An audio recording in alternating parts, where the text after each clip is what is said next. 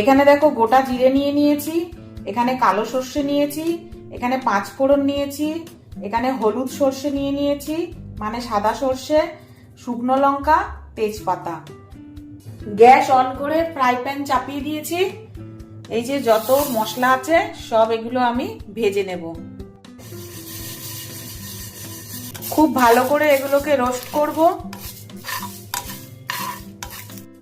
এখানে দেখো আম নিয়ে নিয়েছি, কাঁচা আম।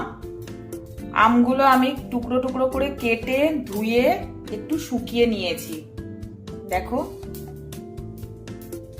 তোমাদের কাছে দারুণ একটা আমের আচারের রেসিপি করে দেখাবো। সব মশলাগুলো খুব ভালো করে রোস্ট হয়ে গেছে দেখো। এবার আমি এটাকে নামিয়ে নেব। মশলাটা খুব ভালো করে ঠান্ডা হয়ে যাবে, তারপরে আমি এটার একটা ডাস্ট বানিয়ে নেব। কড়া চাপিয়ে দিয়েছি দেখো, এর মধ্যে সর্ষের তেল দিয়ে দেবো।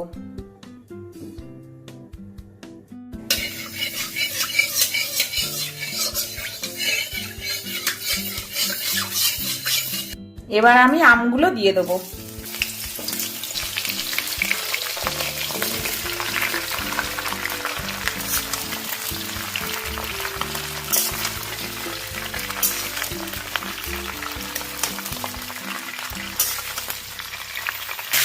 হলুদ গুঁড়ো দিয়ে দিচ্ছি।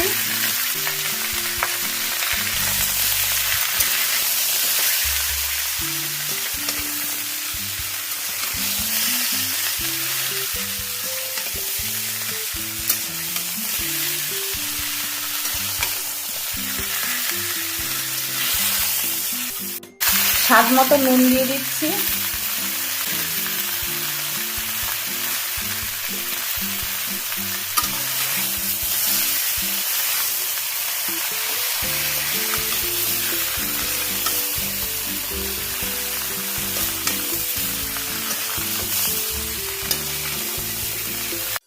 রোস্টেড মশলাগুলো দেখো আমি সব নিয়ে নিয়েছি একটা মিক্সিং জারে। এবার আমি এটার একটা ডাস্ট তৈরি করে নেব। বাপের বাড়ি যাওয়ার সময় ঝড় বৃষ্টির রাতে যে আমগুলো আমি কুড়িয়েছিলাম বন্ধুরা, তোমরা তো দেখেছো। তার মধ্যে কিছু আম আমি অনেককেই দিয়েছি আর কিছু নিজের জন্য রেখেছিলাম। সেই আম দিয়েই তোমাদেরকে আজ দারুণ একটা আমের আচার করে দেখাবো। নুন আর হলুদ দিয়ে আমটাকে কিন্তু খুব ভালো করে আগে ভাজবো,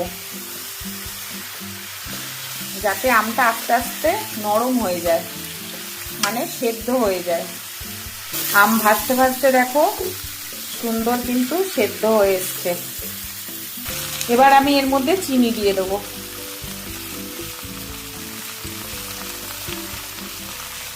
চার হাতা মতো চিনি দিয়ে দিলাম।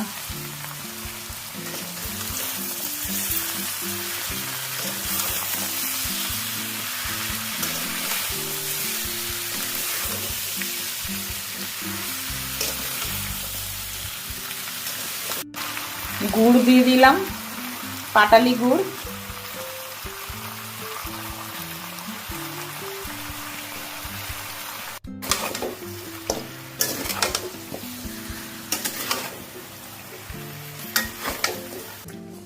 এখন একটু ভাজা মশলার গুঁড়ো দিয়ে দেবো।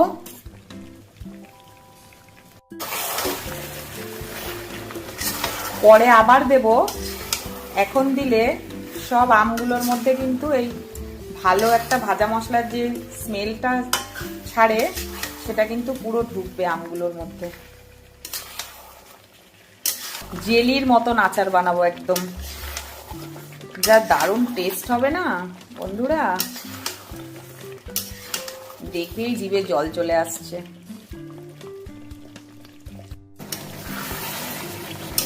কি দারুণ লাগছে দেখো।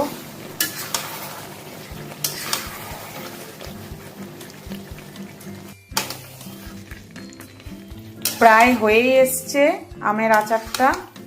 দেখো দেখো দারুণ লাগছে। বাদ বাকি যে ভাজা মশলার গুঁড়োটা ছিল সেটা দিয়ে দিলাম সবটা।